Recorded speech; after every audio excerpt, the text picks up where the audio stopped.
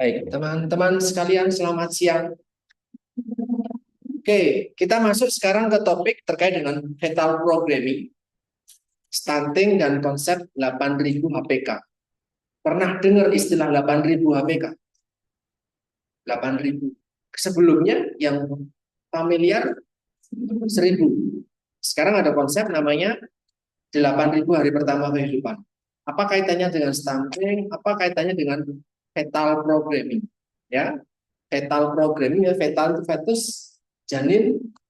Berarti pemrograman janin, gitu ya. Apa kaitannya sama permasalahan kesehatan? Kita akan diskusi.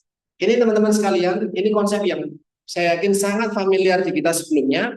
Ada yang istilah namanya 1.000 hari pertama kehidupan. 1.000 hari dihitung ketika ulang hari lahir atau kapan? Dihitungnya sejak sejak kehamilan. Kehamilan hari ke berapa? Bulan ke berapa? Trimester ke berapa? Dihitung hari pertama kehidupan itu. Dihitung sejak awal konsepsi, teman-teman tidak. Sejak pembuahan pertama kali sampai dia lahir, asumsinya 9 bulan. Sampai anak tersebut ulang tahun ke 2. Ya, fokus dulu ya. Sampai ulang tahun kedua. Jadi disebut 1.000 hari selama masa kehamilan dimulai dari awal konsepsi ya sampai anak tersebut ulang tahun bulan ke-24 atau ulang tahun kedua. Itu kalau di total-total moralos sekitar 1.000 hari, gitu ya. Itu konsep yang sempat cukup lama berkembang dan di masa 2 tahun pertama kehidupan ini dianggap sebagai golden period. Di situ mulai dari otak, mulai dari keterampilan motorik, kasar, kemampuan berbicara, kemampuan beradaptasi dengan lingkungan yang baru, semuanya sedang sangat pesatnya. Kita bayangkan awal konsepsi pakai mata saja kita nggak lihat itu. Ovum sama sperma jadi satu, kita nggak bisa dilihat dengan mata. Tapi dalam 2 tahun, anaknya sudah bisa jalan. Ya, sudah tinggi sekitar 80-an, 90 cm. Dari yang pakai mata telanjang aja nggak kelihatan. Ya. Atau bayi lahir itu sekitar 47, 48, 49. Sampai ulang tahun kedua dia sekitar 80-90 cm. Naik 40 cm dalam waktu 2 tahun. Kalian kuliah gizi, tahun ketiga naik 40 cm? Enggak. 4 cm aja enggak. So, velocity-nya beda. Ya kan? Kecepatannya beda. Ya. So, ini sedang tumbuh. Karena di situ disebut golden period, sedang ada pertumbuhan, perkembangan luar biasa besar. Ketika asupan gizi selama janin, berarti siapa yang makan? Ibu. Asupan gizi selama seseorang dalam kandungan dan semua kejadian, semua event yang terjadi selama dia dikandung, contoh ibunya sakit kena COVID, ibunya jatuh kepleset, ibunya sedih karena suaminya pergi keluar kota, misal, ibunya seneng karena baru dapat rezeki banyak, makannya cukup banyak. So, hal positif, hal negatif, apapun yang terjadi selama dia di masa kandungan, ternyata sifatnya irreversible. Artinya nggak bisa balik lagi. Artinya apa yang terjadi di situ dia hanya selangkah ke depan, selangkah ke depan, selangkah ke depan. Tidak bisa kembali lagi. So, kalau sudah dibentuk, misal nih, tutup botol saya patah, nggak bisa balik lagi seperti itu. Oke, itu yang terjadi.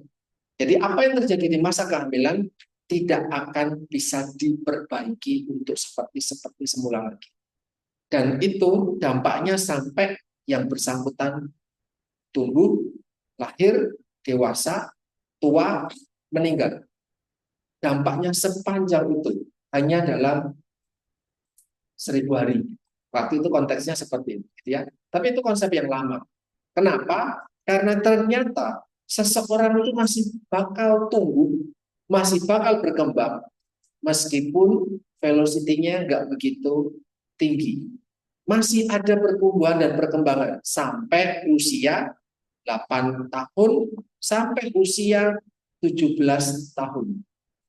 Nah, sehingga kalau di total dari awal konsepsi sampai SMA misalkan usia 17-18 SMA itu total sekitar 8.000. Bisa ditangkap?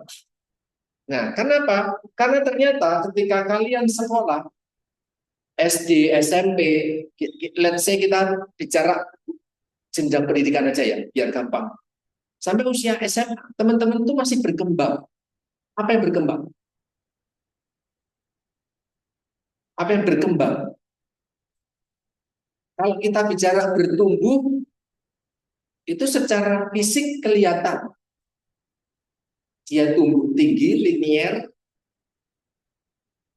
Untuk usia SMA, perempuan misalkan buah dada, pantat, pinggul, paha mulai membesar.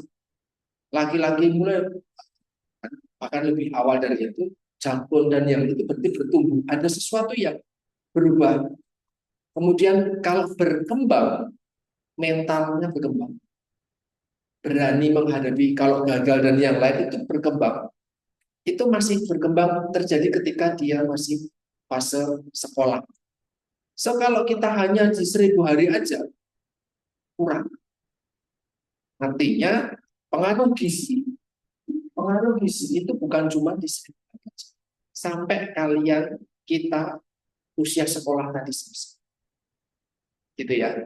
Nah, ini di sini ada informasi di usia 8 tahun berarti kan sampai SD ya. Masuk setelah TK usia 8 tahun itu kan kelas 1 SD. Itu ternyata itu adalah critical period dan sensitif. Tapi sekaligus danger. Ketika permasalahan gizi terjadi di situ, ya, ketika terjadi permasalahan gizi di situ, dampaknya juga akan ada di masa depan. Tapi ini yang nggak disadari.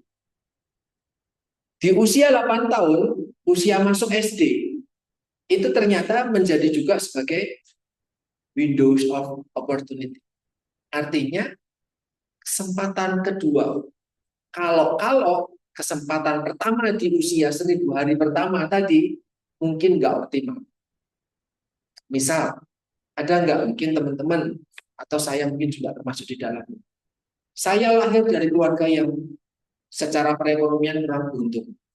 Tinggal dan tumbuh berkembang di rumah yang harus empet-empetan dengan saudara dari orang tua saya. Satu rumah mungkin seperti kotaan ini diisi berapa keluarga. Pendapatan harus dibagi, makan harus dibagi, dan yang lain. So, tumbuh dalam 1.000 hari yang kurang menyenangkan, kurang favor. Ada banyak permasalahan, saudara dari papa saya banyak merokok, dapurnya ada di dalam rumah pakai kayu, itu kan berarti kesannya ada di dalam rumah. Pakai tungku kayu itu seperti itu saya masih ingat. Jadi kalau masak ya kemukul kemana-mana, itu ada risiko banyak. Namun demikian, ketika sudah masuk sekolah, puji Tuhan, perekonomian membaik, kami lepas dari rumah itu, mendirikan rumah sendiri yang jauh lebih baik dibanding di usia SD. Nah, itu menjadi opportunity. Ketika usia SD, ada periode namanya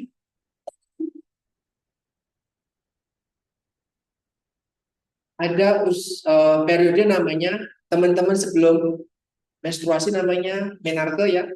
Menstruasi pertama, ingat usia berapa teman-teman? Ada yang SMA, ada yang SMP kelas 3, dan SMP kelas 2, SMP kelas 1, SD kelas 6, SD kelas 5, SD kelas 4, SD kelas 3, nah, rata-rata 5, 6, SMP 1, 2.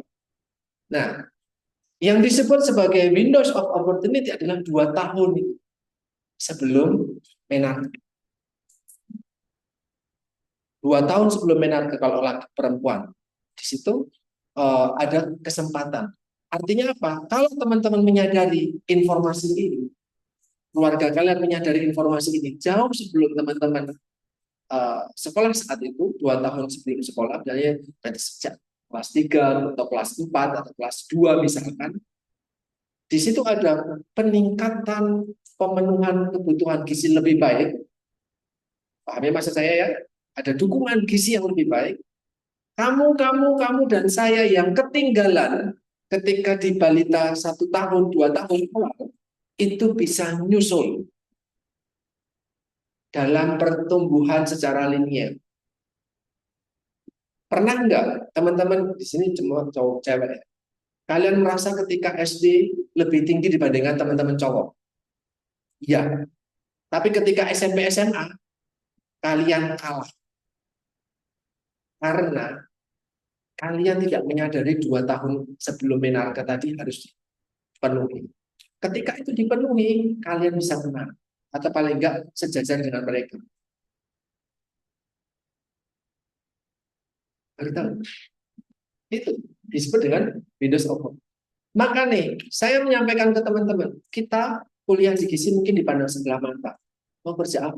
No, bukan untuk bekerja aja. Ada istilah Pak zaman saya dulu, perbaikan keturunan. Kamu pendek, kamu penyakitan, kamu punya apa ya, bekal yang kurang menyenangkan, apa?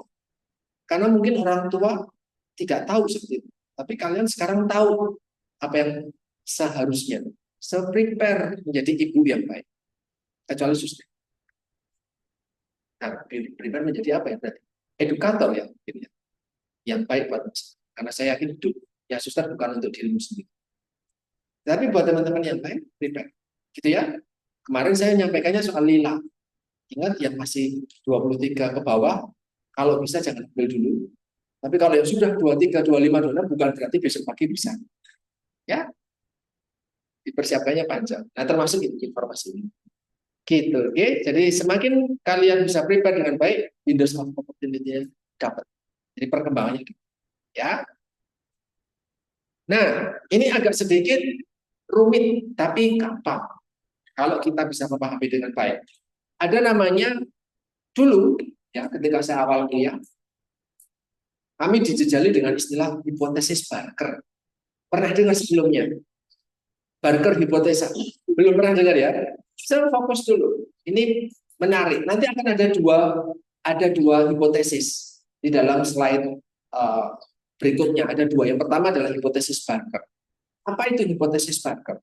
Barker mengeluarkan hipotesa namanya fetal origin of adult disease. FOAD. Fetal origin of adult disease. Intinya, saya tuliskan di situ, intinya adalah apapun yang terjadi, even itu positif atau negatif, menguntungkan, menyenangkan, atau justru sebaliknya, pada awal tumbuh kembang, means ketika seseorang di dalam kandungan, sampai dia dilahirkan, sampai usia 2 tahun misalkan, itu memberikan dampak besar ke perkembangan penyakit di usia dewasa anak itu nanti. Dan hipotesis ini sekarang bukan hipotesis lagi karena sudah diterima, terbukti April 15 ya, 15 April atau 16 April 2025 di Thailand, IDF International Diabetes Federation itu mengeluarkan istilah baru, diabetes tipe 5. Diabetes tipe 5 itu muncul mayoriti ternyata pada orang Asia Selatan, Asia Tenggara termasuk Indonesia. Banyak banget jumlahnya di anak-anak yang relatif muda sampai dewasa. Kok bisa diabetes tipe 5 muncul? Ternyata diabetes tipe 5 munculnya pada orang-orang yang punya riwayat malnutrisi di usia kecil. Oke, sama dong berarti dong. Apa yang terjadi di usia masih muda membawa dampak sampai dia tua. So, hipotesis Barker terpenuhi di kejadian diabetes tipe 5. Ketika saya kuliah atau tahun lalu, tahun sebelumnya membawakan materi ini, saya belum bisa ngomong itu. Tapi sekarang saya bisa, karena sekarang ada diabetes tipe 5. Ya, apa aja permasalahan peristiwa yang terjadi? 1, riwayat BBLR, berat bayi lahir rendah. Berapa batasnya? berapa? 2.500. Jadi orang-orang, anak-anak, bayi-bayi yang lahir di bawah 2.500, cengeng 2.500 kurang. Dia memiliki, sorry, bukan cuma BBLR ya, tapi dia bisa memiliki risiko ke depan itu punya riwayat penyakit arteri koronaria, penyakit jantung koroner, kemudian hipertensi, obesity, bahkan diabetes mellitus ketika anak tersebut dewasa nanti. Jadi waktu itu David Barker menemukan orang-orang dewasa kok sekarang banyak yang diabetes, hipertensi, penyakit jantung koroner, dikumpulin terus di record. Dulu kamu lahirnya bagaimana? Dulu ibumu, kenapa yang terjadi pada ibumu ketika dia mengandung kamu? Kamu lahirnya berapa kilogram, berapa gram? Ternyata ada pola. Mereka-mereka yang lahir BBLR itu tumbuhnya seperti ini. Bisa dipahami sekarang? Ya, itu Barker hipotesis. Yang terjadi adalah, teman-teman saya coba jelaskan di atas. Ada 4 faktor yang menyebabkan status gizi atau pertumbuhan selama intrauterin. Uterin itu uterus, intra itu di dalam. So di dalam janin, di dalam kandungan. Oke, ada 4 hal yang mempengaruhi seorang janin tumbuhnya optimal atau suboptimal. Oke, ya saya akan coba jelaskan pelan-pelan. Yang pertama adalah faktor ibunya. Yang kedua faktor janinnya sendiri. Yang ketiga plasentanya. Plasenta itu berarti konektor antara kita dengan ibu kita ya, plasentanya. Di situ menjadi saluran tempat ibu kita memberikan zat gizi kepada kita dan oksigen. Ya, itu plasentanya. Terus kemudian ada genetiknya. Nah, genetik ya itu bekalmu sendiri-sendiri ya dari bapak dan ibu dan leluhur-leluhur kalian. Saya jelaskan yang satu persatu. Maternal factor. Ibunya anemia.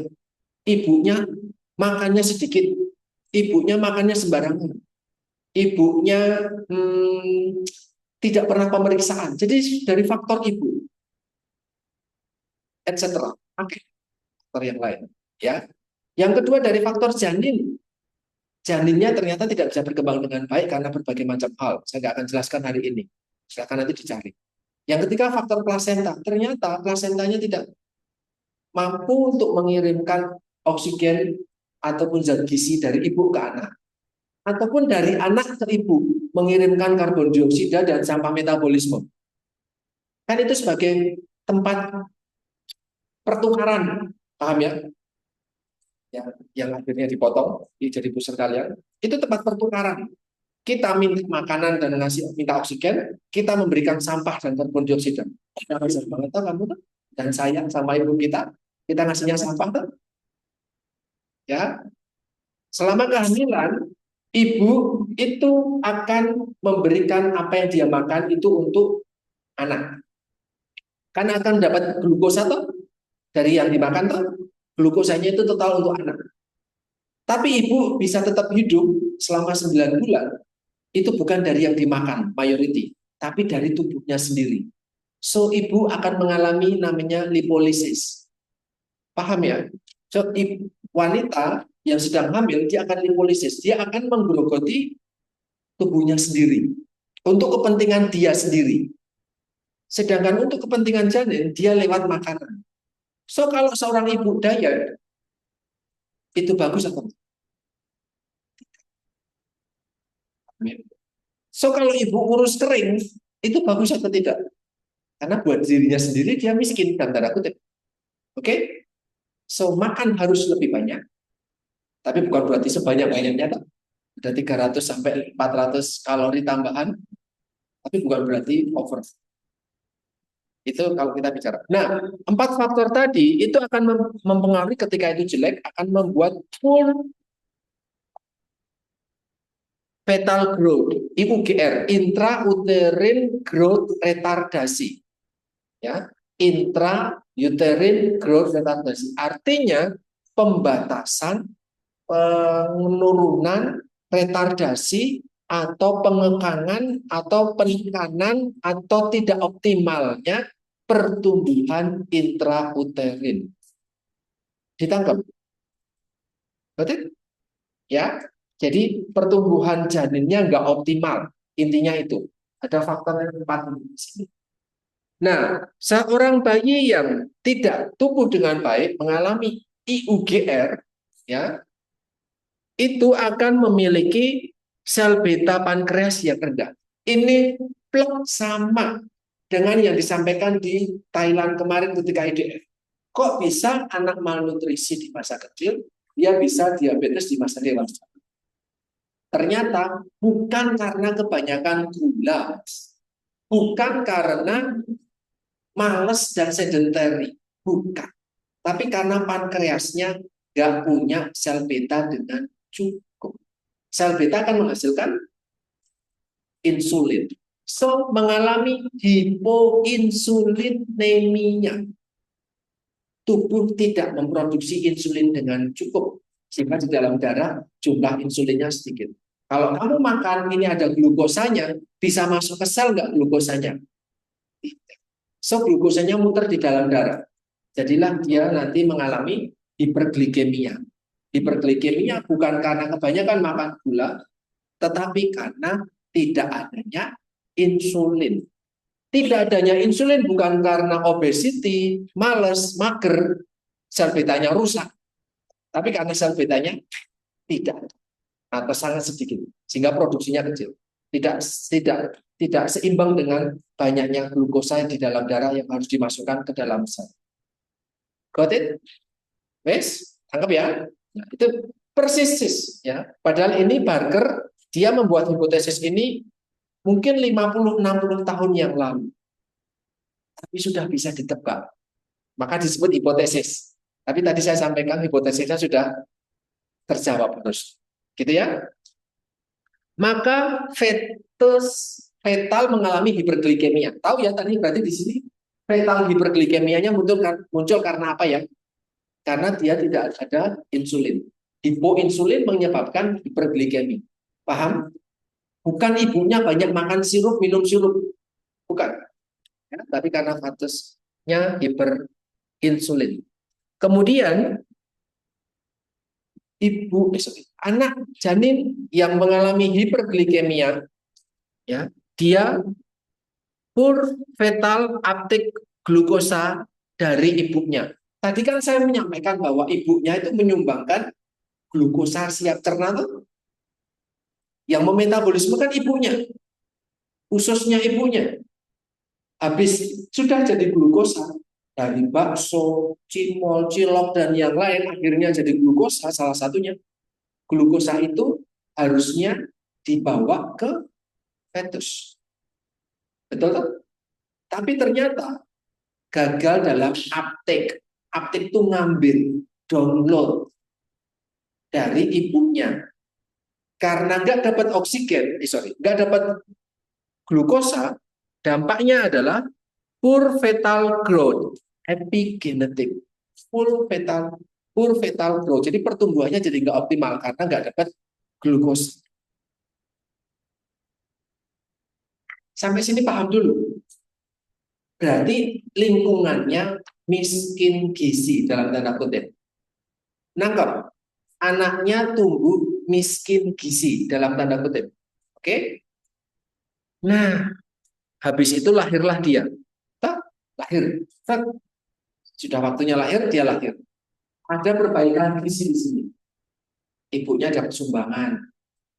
Ibunya dapat ini, dapat itu, dapat ini, dapat itu. Anaknya disapih dini. Ibunya kerja sih, hanya disapih dini. Minum sufor. Oh, nggak bisa beli sufor karena mahal. Minumnya,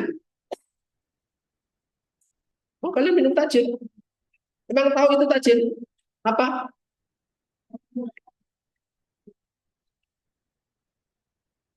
Bukan air cucian, yo. Kalau kalian bikin beras, bikin nasi, sorry. Itu ada di Magic Jar. So kalau kamu dari kecil sudah pakai Magic Jar, jangan ngomongin air tajin. Nah, tapi apakah kamu bikinnya kettle dari kecil misalkan? Kenalnya Magic Jar, Magicom tuh ada yang tersinnya hilang. Tapi kalau dari kettle mungkin. karena harus diaron dulu, ya. Ini jadi ada airnya, nah itu air. Kalau kalian cuma ngomong, oh anak kecil mainkan air terjun, itu zaman saya kecil. Zaman saya kecil. Kalau masih ada di zaman kalian, kita game-nya, kalian lahir, masa sih? Banyak kita semua. 2004, saya 989. Sekarang 21, saya sekitar selisih 10 tahunan. 10 sampai 15 tahun kita selisih. Kalau menurut saya, masyarakat yang pakai air terjun sekarang bisa dihitung, Pak. Karena Magicom relatif terjangkau. Tapi mungkin masih ada. Saya tidak menutup kemungkinan mungkin masih ada. Ya. Jadi jangan latah dengan ngomong air terjun karena sudah nggak relevan. Ya, tapi sekarang bukan itu yang jadi permasalahan. Yang di sini disebut dengan eksesif atau kelebihan asupan gizi, justru anak-anak kecil bukan minum air terjun, minumnya selain super, kental manis. Kental manis itu. Kalau support itu adalah mereka-mereka yang cukup berkemampuan secara ekonomi, dapatnya support. Ibunya harus kerja, atau udah beliin support, kardusnya merah, misalnya gitu, atau kardusnya ini, misalnya gitu. Tapi kalau nggak bisa beli support, ya dikasihnya adalah kental manis. So, terjadi eksesif, energinya banyak, glukosanya banyak, gulanya banyak. Yang terjadi pada anak yang tadi dapat seperti itu, maka terjadi abnormal postnatal growth, obes. Yang bayinya kecil, lahir kecil, dapat energi banyak banget, dia justru jadi obes. Satu. Yang kedua, selain dia jadi obes, dia tumbuh dewasa, dia justru mengalami yang disebut dengan gangguan atau penurunan sel beta pankreas. Muncullah diabetes. Nangkep? Jadi kalau lahir miskin, dikasih banyak-banyak, malah justru penyakitan. Kok bisa? Nah, nanti di slide berikutnya ada hipotesis. Lanjutan dari Pak. Sampai sini ada yang mau tanya dulu soal hipotesis Pak. Apa yang terjadi, kejadian apa yang terjadi di masa di kandungan, itu dampaknya sampai seseorang dewasa. Kalau bagus, optimal. Kalau tidak bagus, penyakitan. Ada yang mau tanya? Ada yang belum paham? Wes ya? Oke, kita next.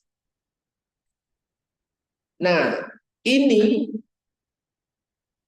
adalah alasan ilmiah kenapa Barker hipotesa itu muncul. Ada yang namanya massa plastik.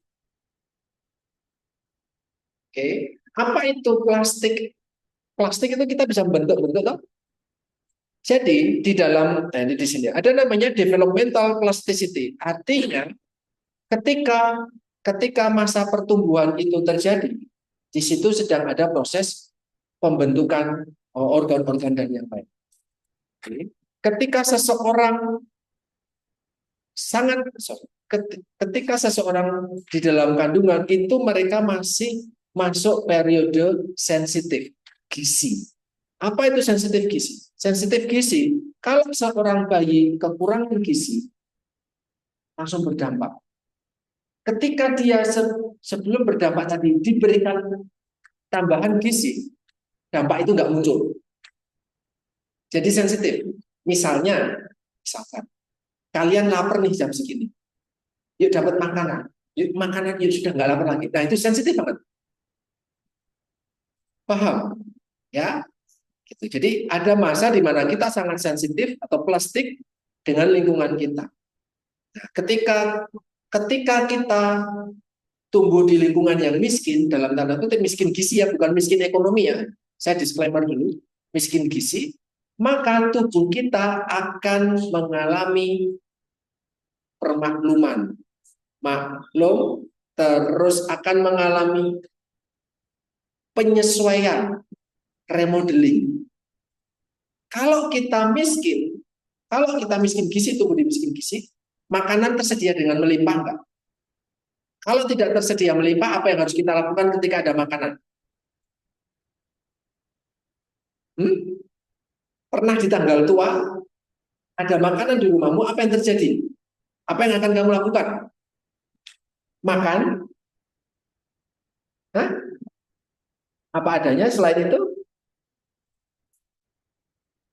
Hah? Ayo dicoba. Ketika kalian tanggal tua, belum dapat kiriman, tapi masih ada uang nih. Masih ada uang. Masih ada bahan makanan. Apakah kalian akan berpuasa? Enggak. Tetap makan dong. Tapi dikit. Biar apa? Hemat. Kenapa? Karena besok ya cuma cadangan sedikit. Itu mirip seperti itu. Maka di dalam janin tubuh kita akan memberikan penyesuaian. Banyak organ-organ yang kan tadi saya bilang usia 0 sampai usia 2 tahun. 0 itu bukan lahir ya. 0 itu ketika awal konsepsi sampai 2 tahun harus berhemat betul. Karena yang diberikan ibu dikit. Kalau harus berhemat, sebanyak yang harus terkompensasi. Kamu tadinya bisa jalan-jalan dan nonton film, ketika nggak punya uang akan nonton film? Tidak. Ketika seseorang, kalian misalkan, bisa makan lauknya 2, sekarang nggak punya uang, makan pakai lauk, milih enggak dulu. So, sama. Ketika pertumbuhan nggak optimal, sumber dayanya nggak optimal, kita banyak menghemat di pengeluaran-pengeluaran lain. Itulah sebabnya anak yang lahir jadi BBL. Yang penting otaknya terbentuk. Yang penting parunya bisa berkembang aja. Yang penting aja dulu yang diutamakan. Paham? Sedangkan yang tidak penting dalam tanda kutip atau nomor kedua, nomor ketiga, nanti aja. Makanya anaknya pendek. Nggak memikirkan tubuh liniernya dulu. Sorry, anak. Panjang, ya, panjang badan. Panjang badannya pendek. Salah satunya. Sel beta pankreas, udah nanti aja lah membentuknya. Yang penting otaknya bekerja. Yang penting jantungnya bisa berdetak. Karena itu yang vital-vital. Yang penting parunya bisa berkembang, bisa bernafas. Misal seperti itu. Paham? Ya, itu yang terjadi. Jadi janin mengalami remodeling, penyesuaian, mengubah struktur bahkan fungsinya di organ-organ yang mungkin nomor 2, nomor 3 kepentingannya. Nah, yang dipertahankan adalah yang memang urgently needed. Sampai sini paham? Itu namanya fetal program. So, kalau kalian punya kesempatan akan memberikan yang terbaik buat janin kalian atau ya, kalau punya kesempatan. Ya, kalau enggak, bisa pulang nyari uang memang susah. Janinmu tetap tumbuh enggak? Tetap tumbuh. Tapi apakah akan optimal? Tidak. Paham ya? Oke. Nah, pemrograman ternyata tidak hanya bicara di lingkungan intrauterin, tapi sampai dia dilahirkan di masa balita, sampai dia di lingkungan-lingkungan dan beradaptasi terus-menerus. Dan itu tadi sifatnya irreversibel. Sampai sini tangkap, bisa ditangkap? So, kalau punya rezeki, disimpan dan digunakan baik.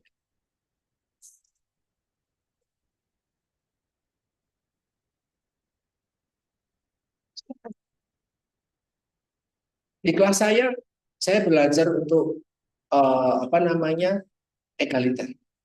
Kamu mau keluar, kamu mau absen, mau pergi, it's up to you.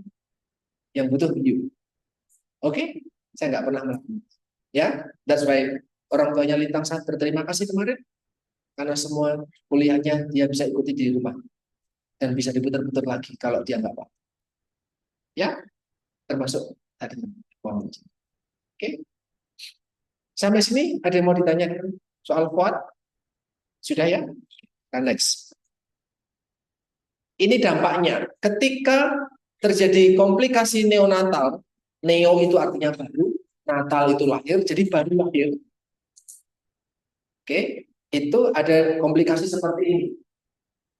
Ada janin-janin yang mengalami UGR. Tapi ketika dia tumbuh dewasa, ada komplikasi lain yang kita jadi. Ya, nanti silahkan dibaca. Jadi ada dampak langsung, ada dampak yang jangka panjang.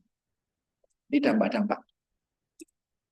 Oke, itu FOAD, Fatal Origin of Adult Disease. Fatal origin artinya penyakit pada orang dewasa yang berawal dari masa fetus. Ya, ini sekarang ada hipotesis kedua. Namanya thrifty phenotype hypothesis.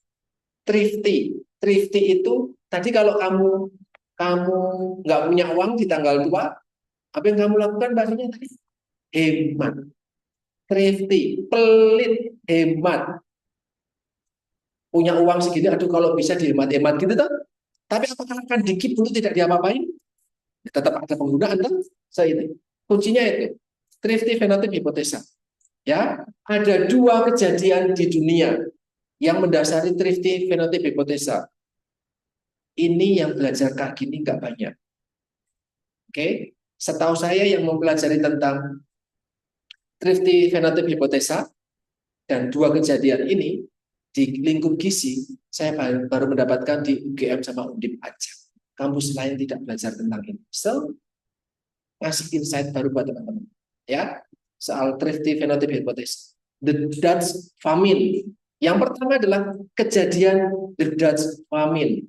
Famine itu artinya kelaparan yang sangat-sangat apa namanya? Pagebluk, paceklek, sedang kelaparan tapi skalanya nasional.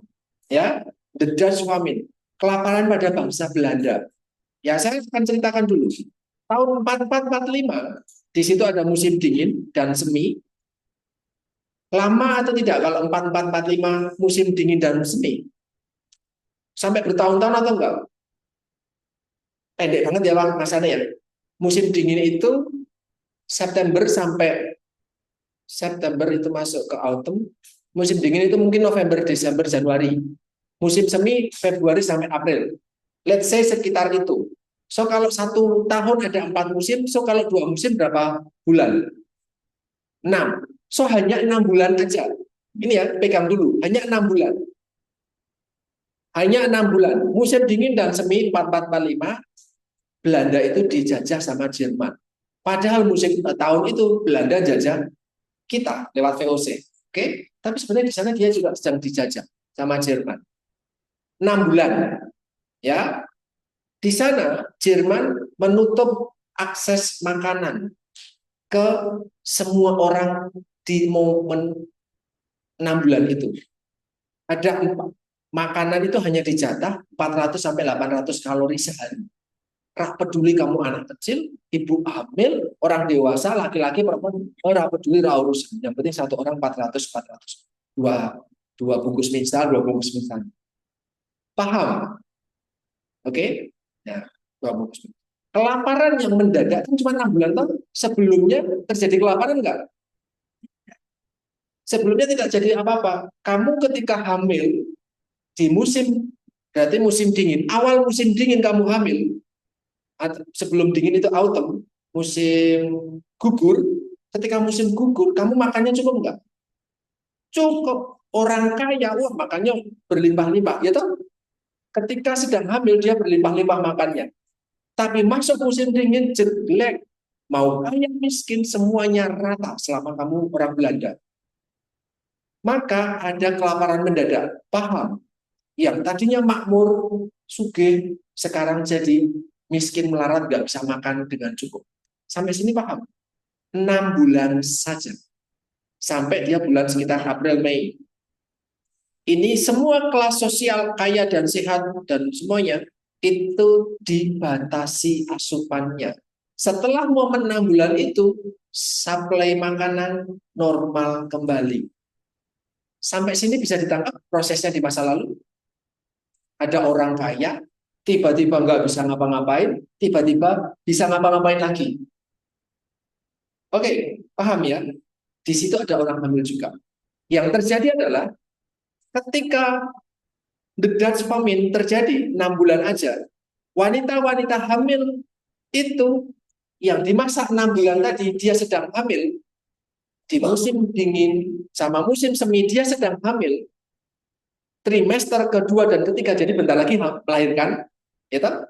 Jadi yang hamil di bulan sampai Maret April ternyata di bulan Mei, Juni, Juli, dia melahirkan anak yang BBLR.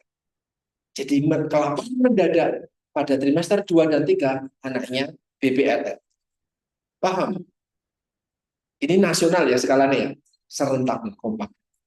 Tapi ketika di awal tahun itu, musim dingin dan musim semi, yang hamil trimester pertama, jadi mungkin baru nikah, Natal, kan gitu tuh.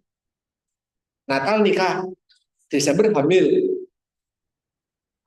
akhir Desember hamil, tahun baruan hamil. Kan berarti masuk masa dedal suaminya kan masih trimester pertama. Paham? Trimester itu 1 bulan, 3 bulan ya, satu trimester. Semester itu, mes itu bahasa Portugis artinya bulan. Jadi mes, 3 bulan. Oke? Ketika wanita hamil di awal-awal tahun tadi, ternyata yang kelaparan akan memiliki BBL normal, lahirnya normal. Karena kan setelah itu tidak lapar lagi. Hamil itu kan berapa bulan rata-rata kita? 9. Tadi kelaparannya berapa bulan? 6. Kan berarti ada 3 bulan yang akhirnya buka puasa bisa makan ini itu. Paham? Ketika dia bisa makan baik di sisa trimester ketiga, lahirnya normal. Tapi gampang obes. Ini gampang obes dibandingkan mereka-mereka yang sudah lahir sebelum-sebelumnya, sebelum masa dedas famin tadi. Gitu ya. Ini yang terjadi semua. Itulah yang disebut dengan DOAD, Developmental Origins of Health and Disease. Kalau tadi fetal origin, karena masalah di fetusnya, pertumbuhan fetus. Kalau sekarang developmental, ketika fetusnya berkembang, harusnya normal selama trimester pertama, terus tiba-tiba miskin juga. Kan berarti nggak bisa makan apa-apa tuh. Dia bisa normal lagi. Atau yang dari awal baru saja hamil sudah langsung miskin gitu kan? Ya terus normal lagi makannya. Apa yang terjadi? Itu yang terjadi. Sampai sini paham? The Dutch famine. Ini terkenal banget nih. Kasus kayak gini. Ya. Itu kasus dunia yang pertama. Kelaparan yang mendadak. Yang kedua, Leningrad Siege. Kalau sekarang Saint Petersburg Saint Petersburg adalah kota di Rusia. Kalau tadi sebelum hamil, ibu hamil ataupun ibu-ibu di sana makmur toh, terus tiba-tiba miskin, nggak bisa makan, terus makmur lagi. Kalau di pengepungan Sige itu pengepungan ya akhirnya pembatasan juga. Yang terjadi di Santo Petersburg saat itu adalah orangnya wis miskin lama. Kalau tadi masih normal, yuk miskin, yuk normal. Kalau sekarang sudah dari kakek nenek sudah miskin. Oke? Nah, yang terjadi gini teman-teman. Itu juga di era Perang Dunia Pertama, Kedua, 41-44. Di era itu, ibu hamil yang terpapar kelaparan selama 4 tahun, kalau 4 tahun lebih panjang apa lebih pendek dibandingkan famine, the Dutch famine? Lebih panjang ya, karena 4 tahun bisa jadi sudah punya anak 2 atau 3 tahun.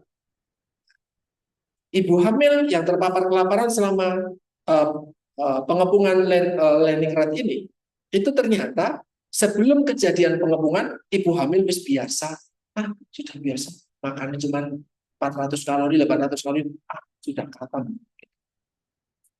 Jadi sudah biasa pelit, paham kan?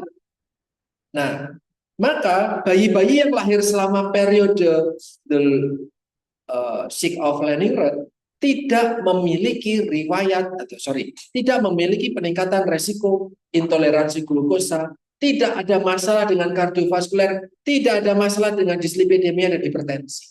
Nggak ada masalah. Karena lahir di awal 41 kan dia akan balita di 42, akan balita di 43, 44 tahun. Paham? Di masa 4 tahun itu apakah makanannya cukup untuk balita-balita itu? Tidak. Jadi selama pertumbuhan 1000 hari pertama kehidupan, miskin terus. Ternyata dia punya risiko yang rendah. Ya, karena apa? Metabolismenya pelit, hemat banget. Ngapain boros-boros? Usia 1 tahun juga makannya cuma segini. Usia 2 tahun makannya segini. Usia 3 tahun, 4 tahun makannya juga makanannya masih sama. Oke, itu trik. Sehingga ada match. Kalau sebelumnya, sorry, sebelumnya mismatch, nggak cocok konsepnya. Kenapa nggak cocok? Ya karena masa momennya sama kok, yang satu berisiko obes, yang satunya nggak berisiko obes. Kalau yang ini matching, karena kamu miskin, ya lahirnya miskin, mungkin kecil-kecil, tetapi tidak sakit degeneratif. Oke, ini ternyata karena hemat. Nah, yang terjadi kalau teman-teman baca lagi, ada perbedaan atau ada kasus di Australia. Kalau dulu saya sempat membaca literatur ya, di Australia itu ada suku aborigin, suku aborigin. Kalau mau makan dia harus berburu dulu, pakai apa namanya, bumerang. Ada apa namanya hewan itu, kanguru. Wah, ada kanguru nih. Wah, ada ini, ada ini. Wah, lempar dulu. Kejar-kejar dulu tuh, baru bisa makan tuh. Sama seperti orang tua kita. Kalau mau makan dia harus nanam dulu lah, atau kita ngambil dari tetangga lah, tapi ada usaha. Lari dulu, dikejar-kejar dulu, usaha dulu kasaran. Yang terjadi, orang-orang suka aborigin di masa lalu, dia memiliki body tubuh yang sehat. Tapi yang terjadi di sekarang, di jurnal itu ya, waktu saya kuliah, awal-awal kuliah, saya diceritanya, saya sekarang akan ceritakan hal yang sama. Tapi sekarang, apakah perlu usaha keras untuk mendapatkan makanan? Usahanya gampang. Kalau di jurnalnya bicara tentang Australian Aborigin tadi, dia cukup bekerja secukupnya aja. Karena alam makin baik, usaha teknologi makin baik. Ternyata risiko penyakit meningkat. Kenapa? Karena ada gen hemat. Ketika dia masih miskin, metabolismenya kan pelit, sedikit-sedikit. Tapi ketika dia kaya, ada makanan melimpah, tapi gennya masih pelit. So, banyak makanan di dalam tubuhmu, masuk tubuhmu, banyak energi, tapi metabolismenya sedikit. Yuk, sisa energinya kemana? Lemak. Kalau sebelumnya makannya dikit, dapatnya dikit, ya hemat, jadinya otot. Tapi kalau sekarang makannya banyak karena sukses, metabolismenya sedikit, kan berarti yang kepake cuma sedikit, sisanya disimpan, jadi lalu. Itulah kenapa sekarang orang Australia gemuk-gemuk, padahal ancestornya ya, nenek moyangnya kurus-kurus, sama seperti Indonesia. Nenek moyang kita atau orang tua kita relatif sehat karena dia harus kemana-mana. Tapi sekarang enggak perlu kemana-mana. Orangnya masih sama, nenek kakeknya masih sama, tapi sekarang jadi penyakit. Karena gennya masih pelit, yang supply-nya banyak. Paham? Itu ya yang terjadi di kita. Oke, apa kaitannya sama stunting? Ya, itu tadi, let's say kita bicara cukup banyak ya, terkait 2-3 slide aja bisa sampai lama-lama, tapi itu esensial menurut saya. Sebelum kita ngomongin apa sih kaitannya stunting sama penyakit degeneratif, nah, stunting itu adalah bukan cuma pendek. Itulah kenapa teman-teman saya hati-hati kalau mau ngambil penelitian tentang stunting. Karena apakah orang pendek itu semuanya stunting? Tidak. Ada di sini yang pendek merasa dirinya pendek. Apakah kamu stunting? Tidak. Karena stunting itu dampaknya bukan cuma di tubuhmu yang pendek. Otakmu nggak kerja tuh. Kamu gampang sakit, ringkih, dikit-dikit makroi, misalnya. Atau apa-apa nggak optimal. Buat berpikir gini, waduh langsung pusing, waduh mana semua, nggak bisa buat bekerja. Itulah efek utama dari stunting. Ya, so kamu pendek tidak selalu stunting. kita banyak banget ada namanya kretinisme, ada namanya eh, kretin, terus kemudian selain itu pendek gitu, pasti apa? eh, ya pendek ya, tapi bukan stunted, sorry, stunted itu different, beda sama stunting, different. Stunted ED itu pendek karena kamu mungkin genetiknya pendek. ED stunted, kalau di dalam bahasa Inggris verb ing itu kan masih on the way, tau? Masih jalan. Ayam eating kan berarti sekarang saya sudah makan. Tapi kalau I, I at, udah makan tadi tau? Sama stunted pendek, tapi udah kemarin pendek.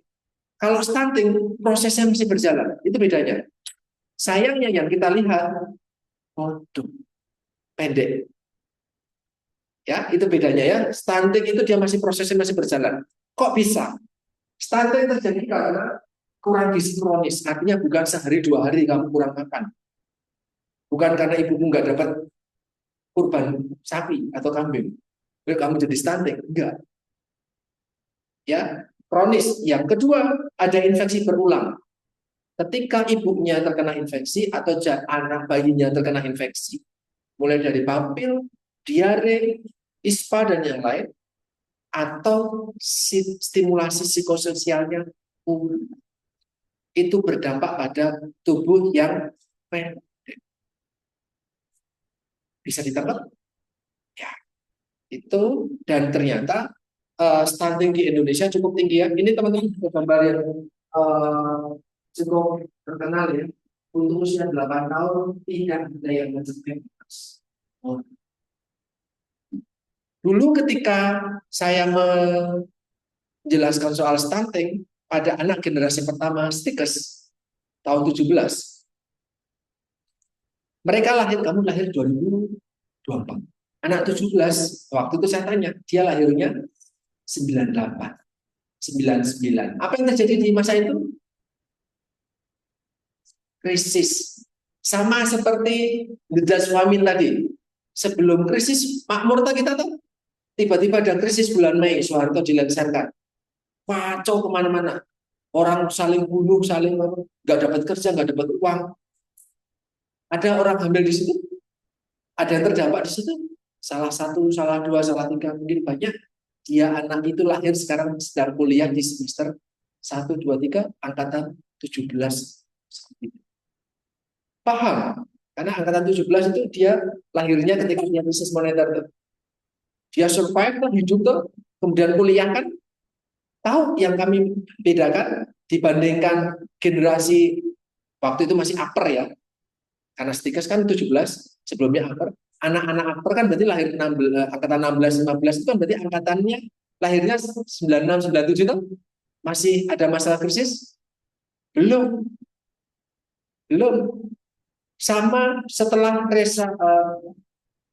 reformasi 2000 atau 99, 2000, 2021. Dia lahir sebagai kakak kelas kalian. Kami tahu, kalian tahu kan ketika kami dosen-dosen kumpul jadi satu, kami membicarakan apa? Kira-kira ternyata dibandingkan angkatan sebelumnya atau angkatan setelahnya, anak-anak 17 dan 18 dia memiliki fisik yang